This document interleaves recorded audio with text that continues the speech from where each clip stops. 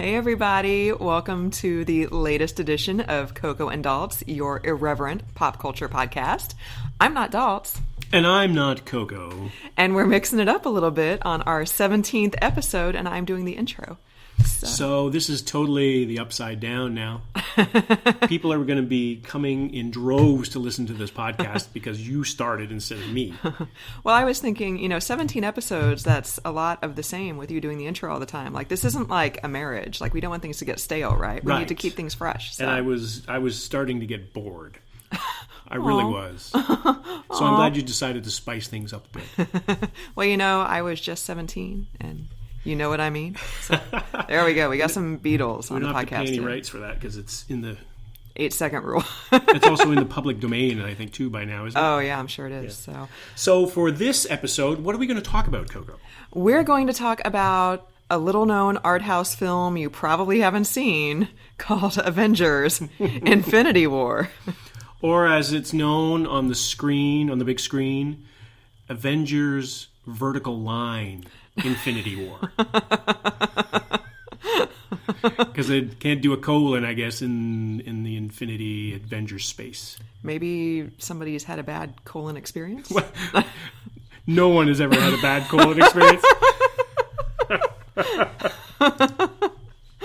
Maybe we should just stop recording right now and start all over again. I'm off track now. Right. With the bad colon experience. We do have a habit of going off the rails, and we just went off way quickly today. So we went to see Avengers Vertical Line Infinity War yesterday. Yeah, it was the day after Cinco de Mayo. Cinco de... Sexo. So, yeah. I don't know. So a week after it was first released, I don't like seeing big movies like that on opening weekend. Who does? Well, a lot of people do, but I don't want to be crowded in the theater. I don't want to smell somebody's BO sitting next to me. I don't want to... Sit next to somebody chewing with their mouth open. Right, commenting at the screen. Somebody with their cell phone on. Right, exactly. Yeah. And also, I already knew what happened because I don't care about spoilers, so I basically read everything online. So it wasn't like I was dying to find out who died, which, speaking of, what? Spoiler alert. No, don't spoil it. How are we going to talk about this movie if we don't talk about all the spoilers? Well, we're going to be like, it was long, go see it, the end. No, but there's a lot, but the spoilers are at the end of the movie. I don't know, because somebody has something bad happen to them kind of right off the bat, like in the first 5 minutes. So, but he's not a good guy, though. Well, he's not a good guy, but he's a popular character in the MCU. So yeah, okay. And his contract is also up, I believe. So I don't think so that's really the factor here. Yeah, so there's a few of the people whose Marvel contracts are up, so I think we've stopped seeing them on the Avengers big screen after this movie. So just for the edification of our listeners, yes, when it comes to the Marvel Universe, I'm a complete amateur, neophyte. I read the comic books when I was a kid, which was 40 years ago. You, on the other hand... Well, I'm a fan in that I generally tend to like the movies. I think they're just fun and entertaining and escapist, and Marvel really does a good job with them. Yeah. But I've never read the comic books. I'm not going to scream about this deviated from the comic book. Like, I don't really care.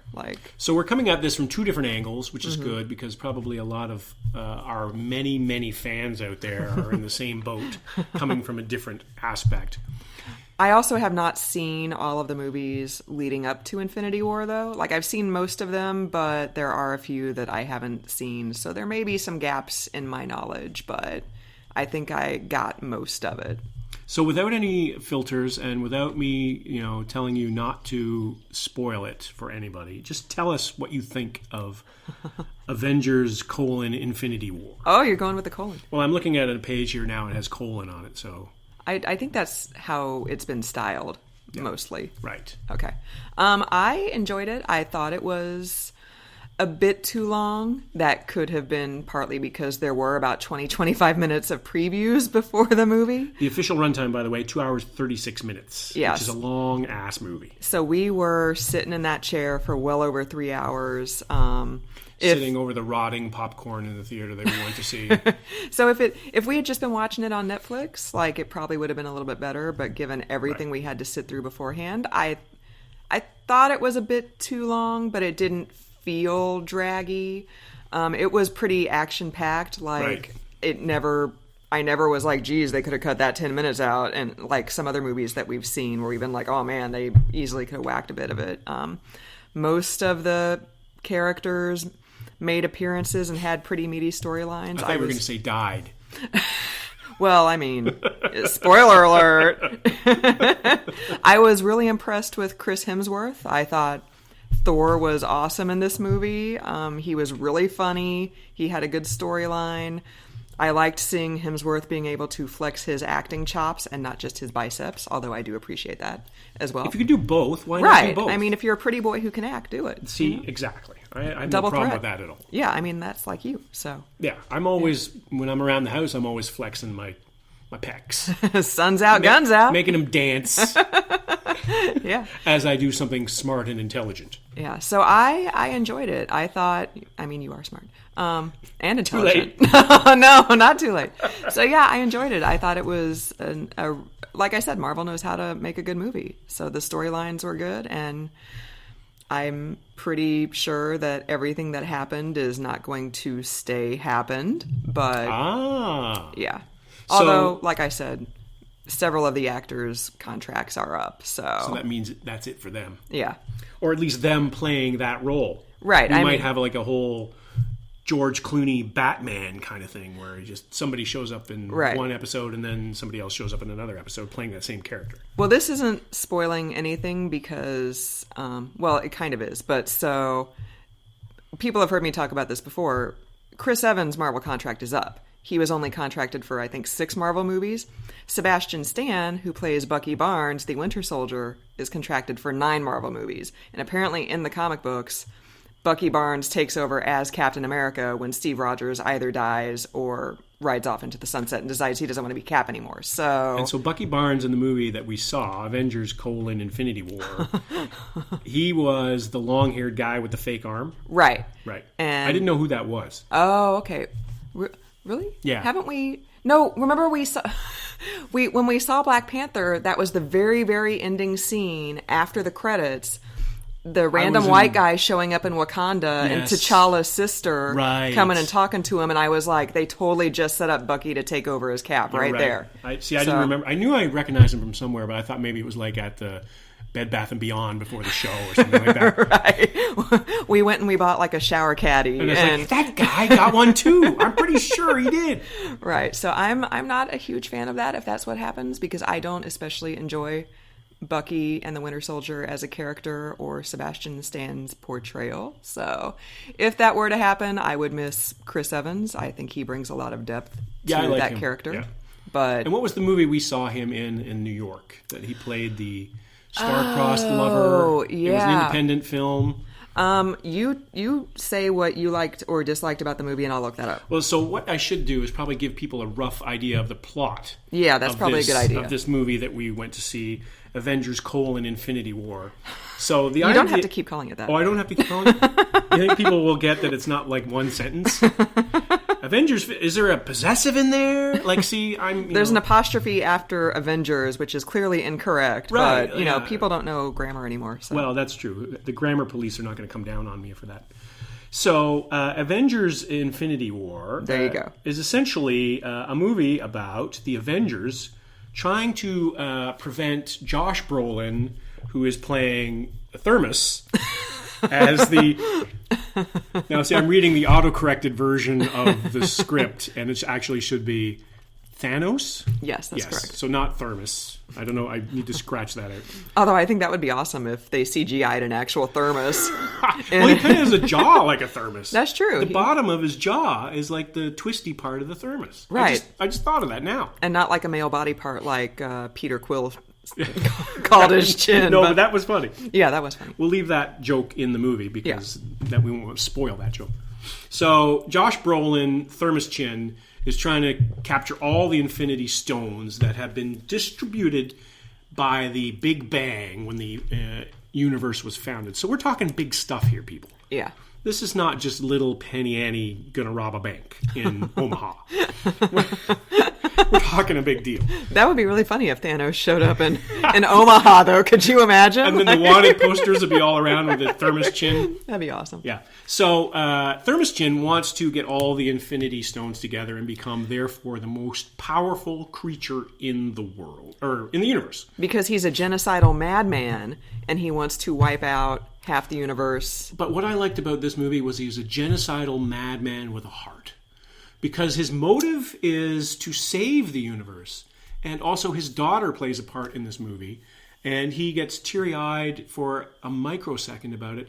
And then there's a part in the movie where I won't reveal what part of it this takes place because it'll spoil something. But he sits down and he looks at the sunset. So he's a sensitive villain. Yeah, I don't buy it. I just know too many people who are mentally ill who think they're doing the right thing, right. They're really not. They're really just you know nuts. A lot of those people. You've met my family. Oh no! Let's redact that part. They're not listening. No. So. By the way, the movie that Chris Evans was in, the romantic comedy, is called Before We Go. Before We Go. And with it was Alice Eve. And it was pretty good. Didn't you think it was pretty good? Yeah. We stumbled upon it on Netflix or something like that. Yeah, I don't typically enjoy romantic comedies because they're boring. Because you have enough of that in your real life? Oh. And also, like, they're just boring and nonsensical and repetitive and not like you at all. I thought you meant like you had enough romance and comedy in your life. I mean, that's true. You don't need it. That is true, but everything also is substandard. But also because rom-coms just suck. But usually they do. I enjoyed it as a movie. So for what it is. So I think he's got a lot of untapped range. So Chris Evans we're talking about, and so sorry for that non sequitur. So back to Thermos. And so Thermos the plot is essentially Thermos Chin wants to steal he has bad motives. He has nefarious intentions. Take a shot, people who like big words. And he's got the whole ego thing going on there, and the only people that are in his way to prevent him from taking all 6 of the Infinity Stones are the Avengers. Right. And the Guardians of the Galaxy. Right. And anybody who has ever been in a movie with those 2 groups. So it's a big cast of heroes against essentially one guy and a lizard face. And the lizard face's minions who are sort of like reptiles with armor on and stuff like that. Mm-hmm. So there's the usual... Oh, and there's a couple of other villains there. I don't know. I didn't recognize them. I didn't see them at the Bed Bath & Beyond beforehand, but they were in there too, and they didn't fare well eventually. But the people at the end in Wakanda? Yes. Yeah, they didn't do very well. Yeah, they didn't fare very well. So this is what the story is. Essentially, Josh Brolin wants it. The Avengers are trying to prevent him from having it. Yeah, and it was just 236 of chaos, and on the Earth, but also off the Earth, in different dimensions and in different galaxies and different mindsets. You're starting to sound like Timothy Leary here. Like we're going back to the 60s. Yeah, their brain cages were. I did actually enjoy. Speaking of going back to the 60s, although we're technically talking about back to the 80s, like Spider-Man, like there was a lot of comic relief, even though it was like a very serious... It was an intense movie, but it had a lot of light moments. There were a lot of light moments. Like Spider-Man made a lot of 80s pop cultural references. Yeah. And Star-Lord made a bunch of jokey jokes about things. I mean, it was essentially to me this mashup of all these movies. Like it felt like cutting room floor fodder, and I don't mean that in a bad way. I meant that, like, from all the other movies that they've made, the Iron Man movies, the Captain America movies, the Thor movies, the Avengers movies, the Guardians of the Galaxy movies, they took bits and pieces from all these other movies, mashed them together, and came up with Infinity War. And but it works. It feels like it was pretty seamless. Yeah. But there were times when it's like, okay, here's the contractual Guardians of the Galaxy segment, right? And then here's Rocky the Raccoon or whatever his name is, and then we're going to go over here to to Iron Man, and he's going to have some sort of crisis going on by himself that he's going to have to solve. And then now here's the Wakanda moment where Black Panther, we tap into that big money pool that we had happening. So like there's all these various things that you could tell was intentional. Yeah. Let's put it that way. Yeah, there wasn't really a moment like at the end of the first Avengers movie where all the Avengers came together and they battled the weird space porpoise that Thanos sent down to... That's what it was. Like, Really? for real. It was like this weird space porpoise I didn't see that thing. movie. Was that one called Avengers: Space first one? Porpoise? It should have been. That would have made so much money. Like, Marvel, call me. Like, I will get your marketing, like, on flick. Like, but it was this weird space porpoise thing. And Where was the Silver Surfer when you see? No, to me, logically, the Silver Surfer should have been there. If there was the Silver Surfer in that one? no, because the Fantastic Four are DC properties. Oh. So, So Silver Surfer is a DC guy. yeah. So now. Marvel doesn't have the Silver Surfer rights. Yeah, so they're bringing. We'll edit that out and make me look smart later. But you are smart and intelligent, like you said earlier. Stop. What? Keep going. So, and now I totally lost my train of thought with the space Silver porpoise. Surfer was not in the Porpoise movie. Porpoise movie. Porpoise Avengers movie.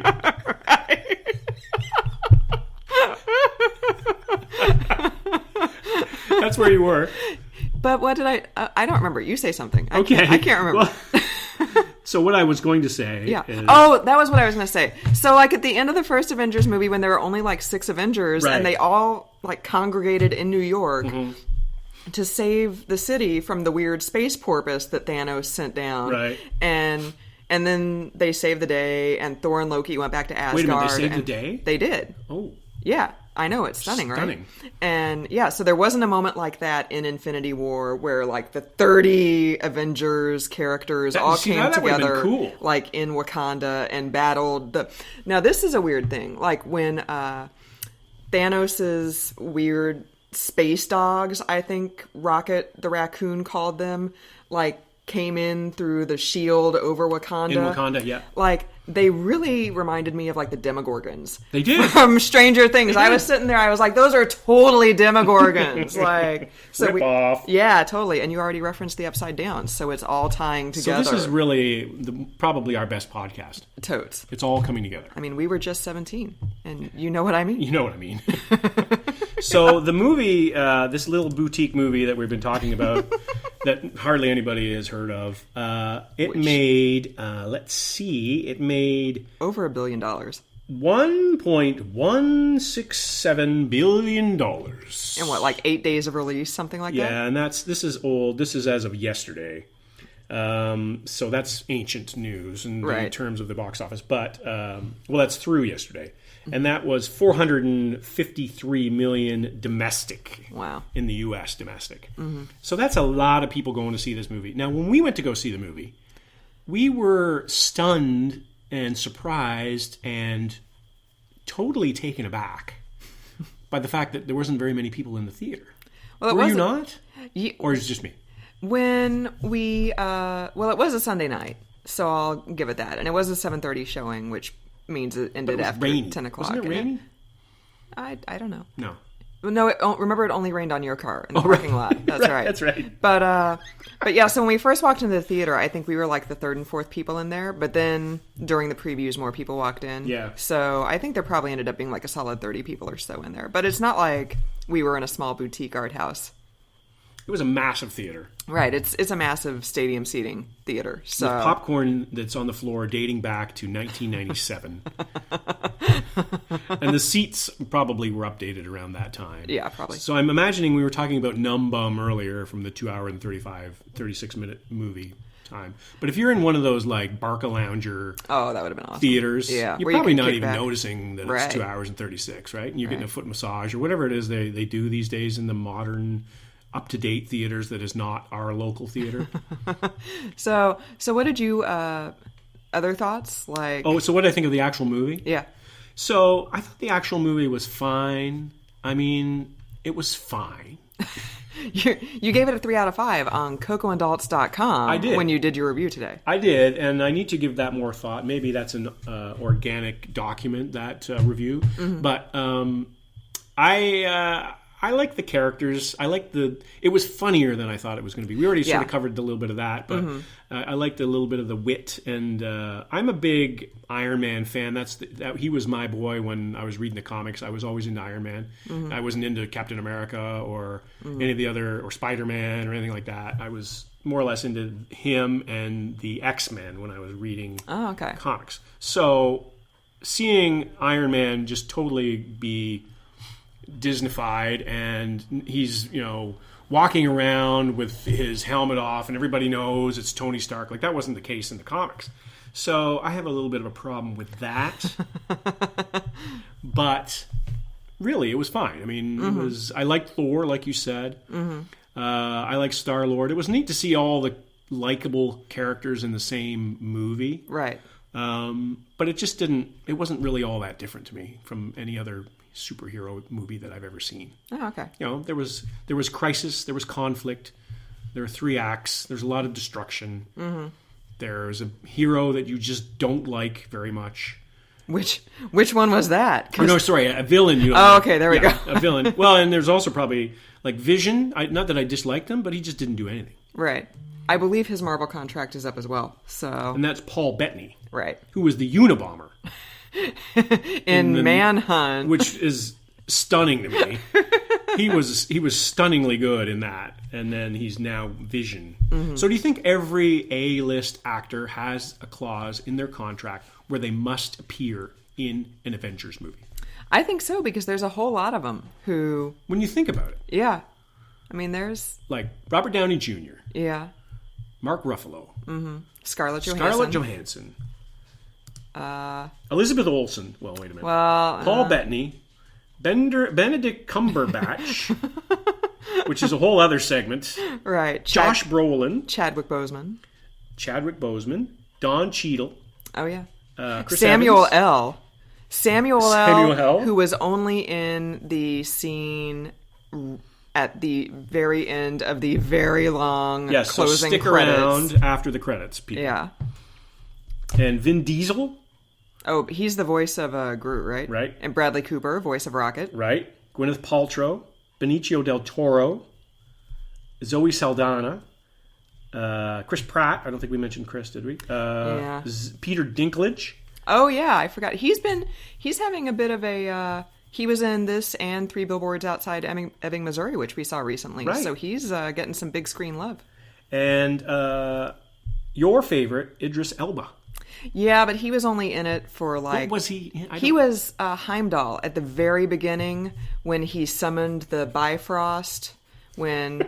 Yeah, you don't know what I'm talking about. I need subtitles on this. Yeah. But he was at the beginning of the destruction... Right, like at the very, very beginning scene with Thanos and Thor and Loki. Like, he was like the one black guy. See, I don't remember. Yeah, and he was pretty much unrecognizable because I was like, I think that's Heimdall, but I can't tell. And then we saw the closing credits, and I was like, "Yep, Idris Elba. There you go." Yup. So that movie already all-time domestic number 15. Only number 15? Already. That's really surprising. I would have thought it would have cracked the top 10 and probably even the top 5 since it's already past the $1 billion mark worldwide. I'm reading boxofficemojo.com. Okay. So maybe they would know. I don't know. Yeah.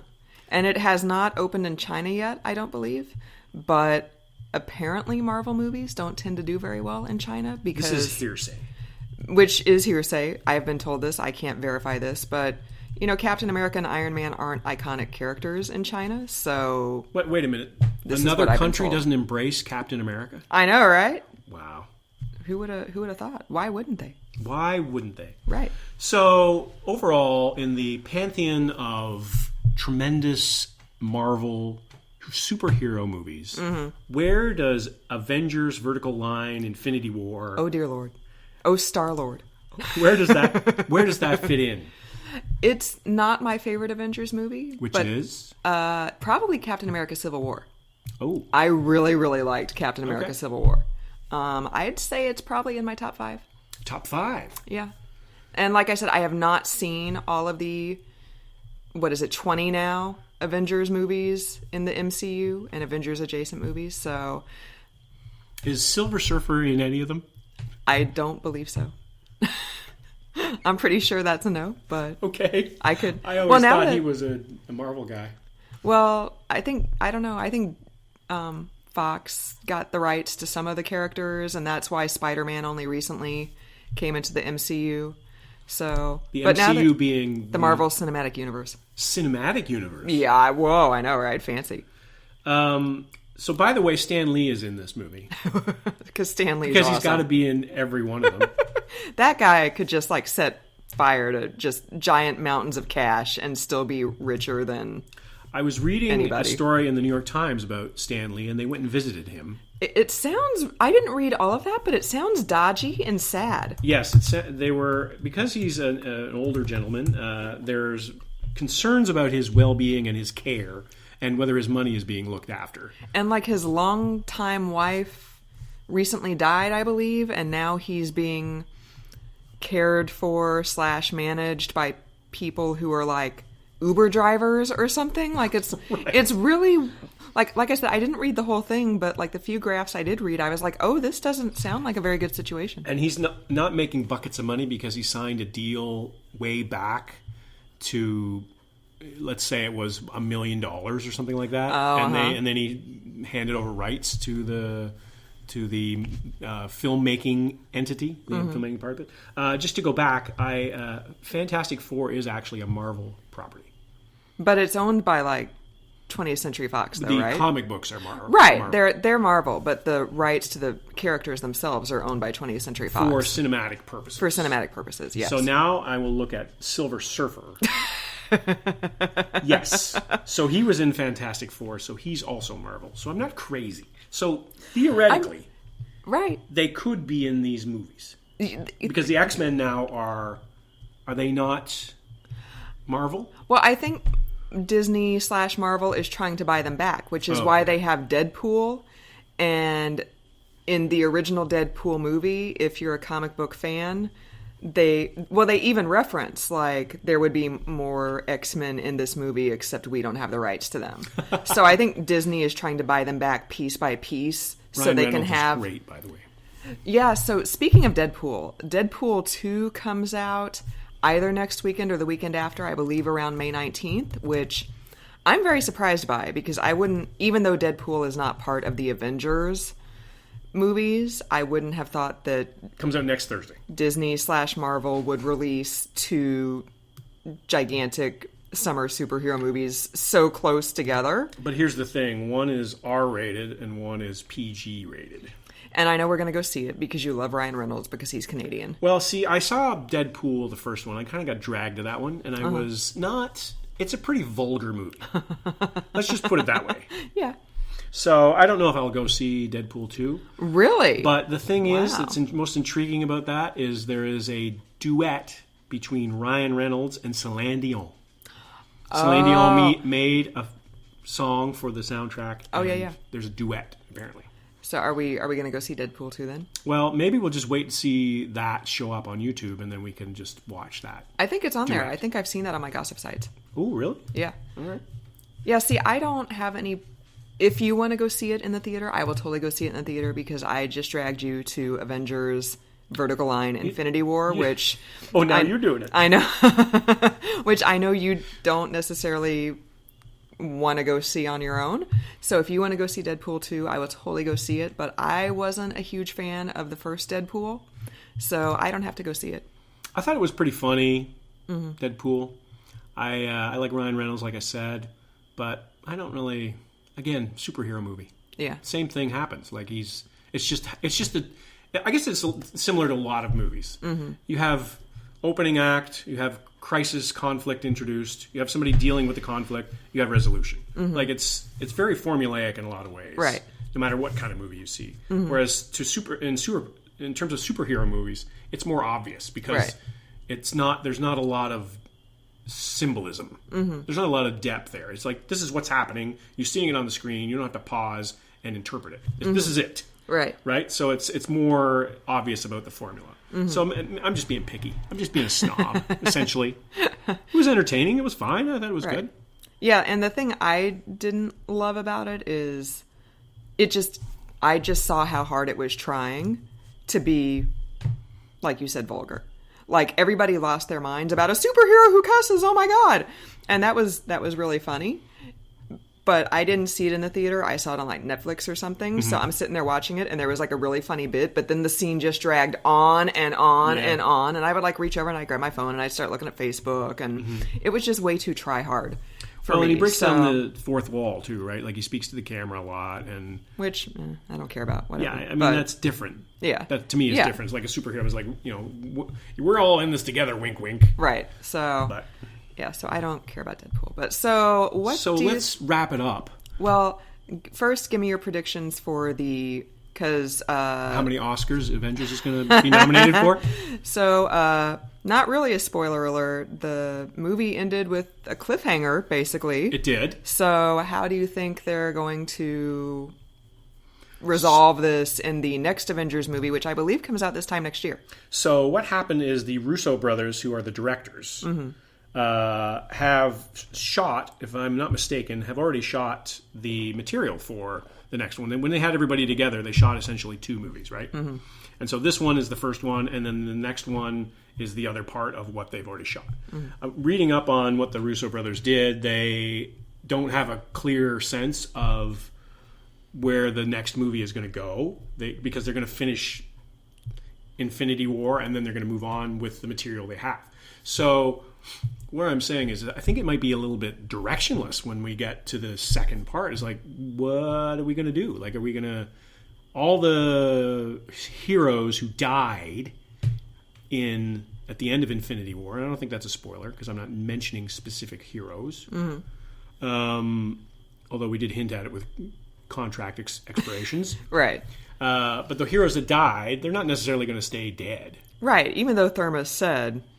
no resurrections this time. Right. I mean, it's a superhero movie. Right. Like, well, come on. What did we say at the end of the movie? Is like, well, this is going to be the next one. Somebody's going to wake up, and it'll be all a dream. Right. Bobby Ewing's in the shower. Right. It's like, oh, what a relief that there's superhero X is still alive. Right. And why are you looking at me like that? Right. So I think there'll be some resolution. I don't like the odds of Vision coming back. Yeah. Just based on the way the movie ended, or the Green Lady. Yeah, well, I heard a theory that all the people who did not turn to dust are probably gonna stay dead. Oh, okay. And the people who turn to dust are gonna come back. Okay, so that goes contrary to what I was just talking about. Well, no, that actually takes care of... yeah, that actually goes along with the 2 people you just... because the Green Lady... they might come back. No, the Green Lady would stay dead because she got thrown off the cliff. Oh, I see. Yeah. Yes, and then Vision didn't turn to dust. He just got his head exploded. So, yes, and turned into a shell of his former self. Right. So as sometimes we all do. Right. Because life is hard. Life is hard. Life is a superhero movie. Right. With Thermos beating down on you day after day. The man. See, maybe there is some symbolism involved here. Thermos represents the man beating down on you, having to pay the bills and go to work every day and get in your car and pollute the air. Right. With your thermos. I don't know. Yeah. So I'm not really... what do you think? I'm not really worried about it. Like, you're thinking they're coming back. Yeah, they're coming back. Like, I understand those who have their contracts up are probably not. That doesn't necessarily mean they're going to die. Although I think the guy who died right at the beginning of the movie... he's going to stay dead? Yeah, I think he's going to stay dead. I don't think there's any resurrection for him because his contract is definitely up. But, I don't... it's cool. Tom Hiddleston. I just want to, like, I'm not going to be chewing my nails for the next year wondering how it's going to happen. Like, it's going to happen. That's fine. Here, I just got it in my mind. It just came to me. This is what's going to happen. Okay, what's going to happen? So the magic glove that Thermos had on that had all the pretty diamonds on it, and those were the Infinity Stones. Right. Somebody's going to grab that, and it represented time and space and reality and soul and sneezy and dopey. Right. So somebody's going to get that, and they're going to spin time back, and the dusty people are going to come back together, and then they're going to have like a parade down the Main Street USA in Disney World. Oh my God, that would be amazing. And that's going to be the end of the movie. So, do you want to hear another theory that I heard? You don't like mine? No, I do like yours. With Mickey Mouse, like... It's a small world. They're singing a small world as they're going down Main Street USA. Mickey Mouse is high-fiving Spider-Man or whatever. Right, like, and there's a lineup awesome. of obese tourists on each side. Eating like a turkey leg. Yeah. Like grease running down their forearms. Not even paying attention, really. That would be awesome. Okay, so what's your theory? So the theory that I heard, so at the very, very end of the movie, Samuel L. Called Captain Marvel on his bad 80s pager. And that looked like a BlackBerry to me. Oh, okay. And because... But it was probably a bad 80s Captain Marvel is like... Who is Captain Marvel? Has she been in any of these movies? She is not. She's a brand new character. She's coming out. She's played by Brie Larson, Oscar winner for The Room. So add another A-lister to the mix. Yo. Yeah. So when is Meryl Streep going to be a superhero? She could have been Thermos. She could have been Thermos. She totally could have been Thermos. She could have been Thermos. Maybe she'll be Thermos's mother, coming back to, like, avenge Thermos when the Avengers clearly take him down. Right, when they take his glove off. Oh my God, that would be amazing. And so who else do we need in there? Well, let me tell you about Captain Marvel first. Sorry. Okay. See, I told the listeners that we go off the rails. Right. So Captain Marvel might pull a Superman in the 1978 Christopher Reeve Superman movie and like turns back time, spin the Earth back. Right. Yeah. I mean, I don't know why she would have to do that when they could somehow steal the time. Well, just put the glove on and then use it for good, not evil. Right. True, But Thanos is on Titan right now, gazing off into the sunset. So I don't know how they're going to get that. He's genuflecting. He is. I don't know what that means, but I think that means something to do with your arms, like you're like bowing in front of somebody with the arm. So that's motion. not what I meant. Oh, okay. All right. I think he's looking at the sun and thinking about what he's done, which he's cool with because he thinks he's saving the universe. And there's going to be a tear down his rocky, craggy face. Yes. I think. So. Yeah, so Meryl Streep and who else do we get? So who else do we want to get? Other A-list actors that need to be Avengers characters. I can't. I'm drawing a blank. Well, what about Billy Joe Thornton? Billy Ray Thornton? Billy Bob Thornton? Billy Bob. Angelina Jolie. Frances McDormand. Brad Pitt. There we go. George Clooney, yeah. Not Matt Damon or Ben Affleck. Ben Affleck is currently a DC property because he is the Batman, so he can't do it. Is anyways. he still the Batman? I don't know. I think that's totally up in the air. Like, was he ever the Batman? Well, he was in a couple movies, and he was supposed to be in a standalone Batman movie, but I think that's been deep-sixed for the moment. I wonder why. Yeah, because that was horrible casting, and it never should have happened. More candidates. Stop messing with your face, Ben Affleck. There we go. Ben Affleck. More. There's our Boston shot for today. Right. More A-list actors who should be in Marvel movies. Yes. So thumbs up or thumbs down. Okay. Tom Cruise. No. Tom Hanks. Okay. Robert Downey Jr. Well, he's already in one. Johnny Depp. No. Leonardo DiCaprio. No. Brad Pitt. Will Smith. No. Adam Sandler. No, dear God. He was Is he still an A-list actor? Oh, Harrison Ford. Harrison Ford was the next one. So Harrison Ford could be Thanos' dad. Yes. And he'd be like, "You dog, take the garbage out." Right. Like, look what you've done, Thanos. You picked that up. Jack Nicholson. Well, he's already been in a superhero movie, not a Marvel movie, but he was a good Joker. Yeah. Denzel Washington. Oh, yeah, we need Denzel. What could he be?